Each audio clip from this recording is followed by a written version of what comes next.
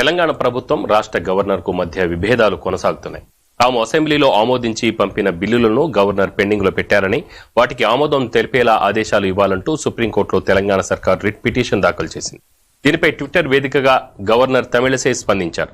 తెలంగాణ ప్రభుత్వ ప్రధాన కార్యదర్శి శాంతికుమారిని ఉద్దేశిస్తూ తీవ్ర విమర్శలు చేశారు. డియర్ తెలంగాణ సీఎస్, ఢిల్లీ కంటే రాజ్భవన్ దగ్గరలోనే ఉంది. సీఎస్గా బాధ్యతలు స్వీకరించిన తర్వాత మర్యాదపూర్వకంగా రాజ్భవన్కు వచ్చి కలవలేదు, ప్రోటోకాల్ పాటించలేదు, కనీసం మర్యాదపూర్వకంగా ఫోన్ కూడా చేయలేదు. స్నేహపూర్వకంగా నిర్వహించే అధికారిక సందర్శనలు, సంప్రదింపులు మరింత సహాయకారిగా ఉంటాయి, కానీ మీరు అందుకు కనీసం ఇష్టపడలేదు అని పేర్కొన్నారు. పెండింగ్ బిల్లుల సమస్యకు చర్చల ద్వారా పరిష్కారం వస్తుందని పరోక్షంగా చెప్పారు.